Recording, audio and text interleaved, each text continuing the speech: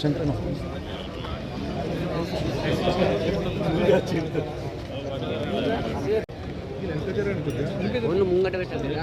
అన్నా కొంచెం ఎంకరేజ్ చేయాలి ఆయన కనిపిస్తాను నేను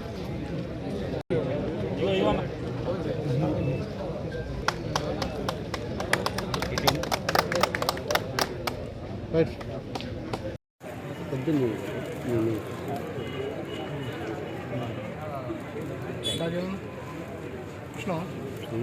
V6 K6 మరి ఛార్జింగ్ పిన్ ఎక్కడ మీకు ఇచ్చింది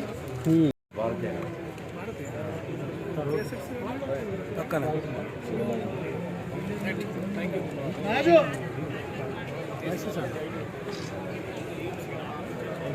రాజు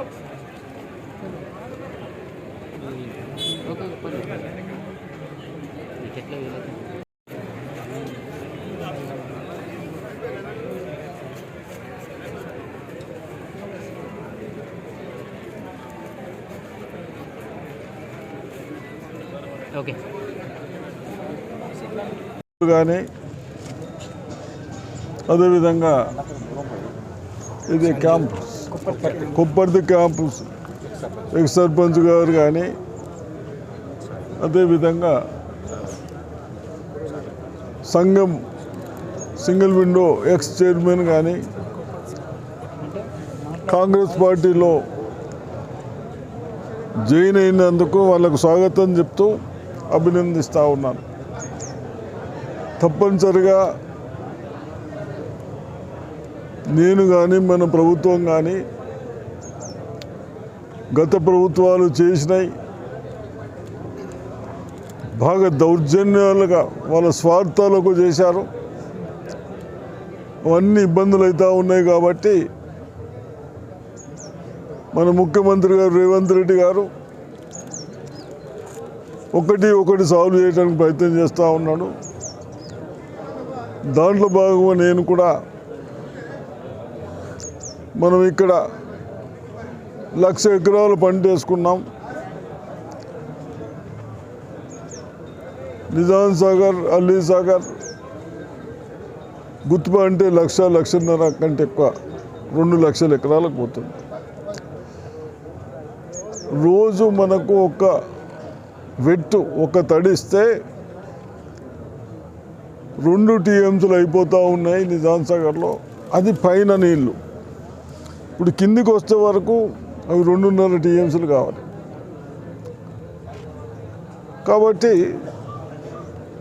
నేను ఇండియా నుంచి చూస్తూ ఉన్నాను. ఇప్పుడు మనకి ఇంకా ఎన్ని తల్లు పడతాయి? 4 3 తల్లు పడతాయి. అంటే 8 తక్కువ 8-9 పోతాయి. మన నిజామాబాద్కు బోధనకు తాగడానికి కూడా నిజాం సాగర్కి వెళ్ళి రావాలి. ఈ నీళ్లు మనం స్టాక్ చేసి పెట్టినా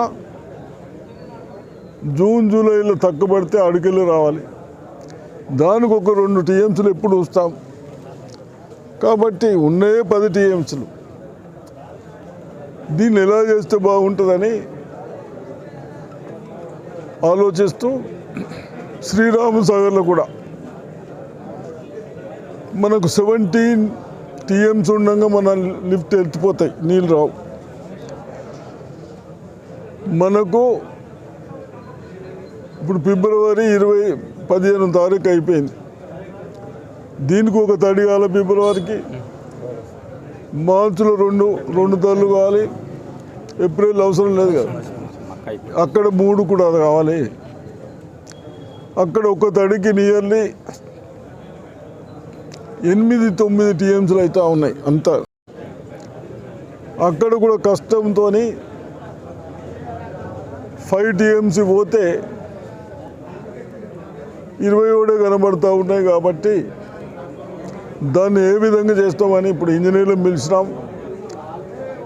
2:30కి 2:30కు కలెక్టర్ ఆఫీస్లో, అదేవిధంగా జగిత్యాల వరకు కూడా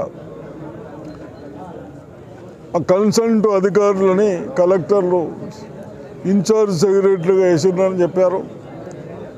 మన దగ్గర కూడా వేస్తే నేను మొన్న వచ్చినప్పుడు ఇంజనీర్లు నా దృష్టికి తెస్తే కలెక్టర్కి చెప్పి తీసేపించినాం. ఇప్పుడు కూడా ఆ కలెక్టర్కి చెప్పి జగిత్యాల కలెక్టర్ తీసేపించి ప్రతి బొట్టు ఇరిగేషన్ అండ్ అగ్రికల్చర్ వాళ్ళు ఈ 2 నెలలు కష్టపడి నీళ్ళని సేవ్ చేస్తే మన పంటలు పండుతాయి. రైతే కాకుండా చిన్న హోటలు ఆటో ప్రతి ఒక్కడు మనం బతుకు తెరువులు పెరుగుతాయి. కాబట్టి మన అటువంటి మీరందరూ దయచేసి మళ్ళీ రైతులకు చెప్తా ఉన్నాను, నీళ్లు ఖరాబ్ చేయకండి, కాపాడుకుంటే మీకే బాగుంటుంది.